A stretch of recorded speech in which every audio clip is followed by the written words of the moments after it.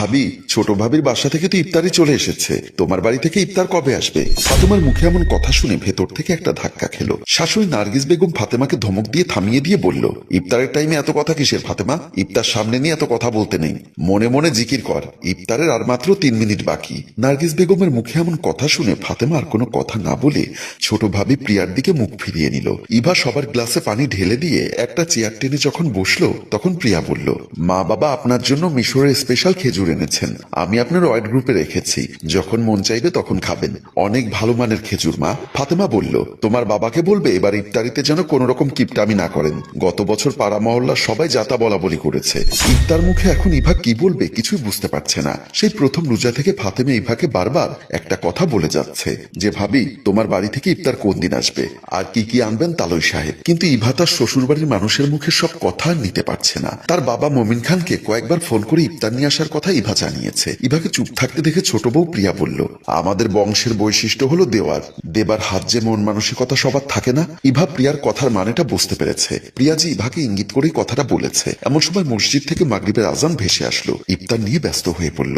ইভা বেলকনিতে দাঁড়িয়ে তার বাবা মমিন খানের সাথে ফোনে কথা বলছে। ইভা কাঁদো কাঁদো গলায় বলল, বাবা এখানকার সবাই আমাকে প্রতিদিন কথা শোনাচ্ছে, তুমি যা করার একটু তাড়াতাড়ি করো বাবা। ইভার কথা শুনে মমিন খান একটা দীর্ঘশ্বাস ছেড়ে বলল, মারে তুই তো আমার অবস্থাটা জানিস, রোজ আনি রোজ খাই, তোর শ্বশুর বাড়িতে ইফতার দিতে গেলে 10 থেকে 15,000 টাকার কমে হবে না, কিন্তু মা এত টাকা আমি পাবো কোথায়? বাবা তুমি একটা কিছু করো, তা না হলে আমি এ বাড়িতে মান সম্মান নিয়ে থাকতে পারবো না। ইভার মুখে এমন কথা শুনে মমিন খান তার মেয়েকে কি সান্ত্বনা দেবে কিছুই বুঝতে পারছে না। হতদরিদ্র মমিন খান দু চোখের জল মুছতে মুছতে বলল, ঠিক আছে মা, তুই কোনো চিন্তা করিস না, দেখবি আমি কোনো না কোনো একটা উপায় বের করে ফেলবো। বাবা দেখতে দেখতে তো রোজা প্রায় শেষ হয়ে যাচ্ছে, যদি সম্ভব হয় 2-1 দিনের মধ্যে ইফতারি নিয়ে আসার একটা ব্যবস্থা করো বাবা। বলে ইভা ফোন রেখে দেয়। আর মমিন খান ঠায় কান্নায় ভেঙে পড়ল। মুন্না বেডরুমে শুয়ে আছে। এমন সময় বেডরুমে প্রবেশ করলো ইভা। ইভাকে বেডরুমে প্রবেশ করতে দেখে মুন্না শোয়া থেকে উঠে বসে বলল, ইভা তোমাকে একটা কথা বলবো বলবো ভাবছিলাম, কিন্তু কিভাবে যে বলি বুঝতে পারছি না। ইভা একটা মিষ্টি হাসি দিয়ে মুন্নার পাশে বসে বলল, এত আদিক্ষেতা দেখাতে হবে না, যা বলার সরাসরি বলো। মুন্না বলল, আসলে বাসার সবাই বলছে তোমার বাবা মানে আমার শ্বশুর বাড়ি থেকে কোন দিন ইফতার নিয়ে আসবে। মুন্নার মুখে এমন কথা শুনে ইভার ভেতরটা যেন দুমড়ে মুছে উঠল। ইভা মুন্নার এমন কথার জবাবে কি বলবে কিছুই বুঝতে পারছে না। ইভা মনে মনে ভাবছে, আমার বাবার আর্থিক অবস্থার কথা আর কেউ না জানুক, মুন্না তো খুব ভালো করে জানে, তারপরও মুন্না কি করে এমন কথা বলতে পারে। ইভাকে নিশ্চুপ থাকতে দেখে মুন্না আবার বলল, কি হলো ইভা, তুমি একটু বাবার সাথে কথা বলে দেখো, আর তাছাড়া রাজু শ্বশুর বাড়ির লোকজনে ধুমধাম করে ইফতার নিয়ে এসেছে, তুমি কিছু একটা করো ইভা। ঠিক আছে মুন্না, এ নিয়ে তুমি কোনো টেনশন করো না, এখন ঘুমিয়ে পড়ো, একটু পরে সেহরির টাইম হয়ে যাবে, তাছাড়া সকালে তোমার অফিস আছে। ইভা একটা দীর্ঘশ্বাস ছেড়ে মুন্নাকে শুইয়ে দেয়। রাজু আর প্রিয়া ড্রয়িং রুমে বসে আছে। এমন সময় ড্রয়িং রুমে প্রবেশ করলো ইভা। ইভা ড্রয়িং রুমে প্রবেশ করতেই রাজু বলল, ভাবি রোজা তো প্রায় শেষ হয়ে যাচ্ছে, তোমার বাড়ি থেকে ইফতার কবে আসবে তাহলে? রাজুর কথা শুনে ইভা থমকে গেল। আর চোখে ইভা রাজুর দিকে চেয়ে মনে মনে ভাবতে লাগলো, অবশেষে রাজু তুমিও? গ্রাজুয়েশন কমপ্লিট করা শিক্ষিত ছেলের মুখে এ ধরনের কথা সত্যি বেমানান। ইভাকে চুপ থাকতে দেখে রাজু বলল, কি হলো ভাবি, চুপ করে আছো কেন? তোমার বাড়ির ইফতার খাবো বলে লাস্ট কয়েকদিন ধরে কোনো ইফতার পার্টিতে যাচ্ছি না। ইভা একটা দীর্ঘশ্বাস ছেড়ে বলল, বাবার সাথে কথা হয়েছে, 2-1 দিনের মধ্যেই চলে আসবে। ইভার কথা শেষ হতে না হতেই প্রিয়া বলল, আসলে কি জানো, তালই সাহেবেরও একটু বিবেক বুদ্ধি নেই, রোজা আসলে যে মেয়ের বাড়িতে ইফতার দিতে হয় সেটা একটা রিক্সাওয়ালা বাবারও পারিবারিক নীতির ভেতরে পড়ে। রাজু প্রিয়াকে থামিয়ে দিয়ে বলল, হয়েছে হয়েছে, তোমার এত কথা বলতে হবে না, দেখলামই তো তোমার বাড়ি থেকে তোমার বাবা কি পাঠিয়েছেন, এবার দেখো আমাদের ভাবির বাড়ি থেকে ইফতারের জন্য কত কিছু আসবে যা তুমি কল্পনাও করতে পারবে না। রাজু আর প্রিয়া এভাবেই একের পর এক তর্ক করে যাচ্ছে, আর ইভা নির্বাক দৃষ্টিতে ঠায় দাঁড়িয়ে আছে উদাস ভঙ্গিমায়। সুধী মহাজন সাইফুলের ড্রয়িং রুমে বসে আছে মমিন খান। সাইফুল বলল, দেখুন চাচা, আমি এক কথার মানুষ, কথা কাজে যাদের মিল নেই তাদের আমি পছন্দ করি না।